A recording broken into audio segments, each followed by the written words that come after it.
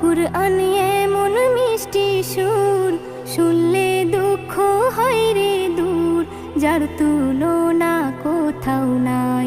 কুরআন যে জন পড়ে যায়, দু জগতে শান্তি পায়, চলা সহজ হয়ে যায়। কুরআন যে জন পড়ে যায়। এস এম নজরুল বলে, এসো না সকল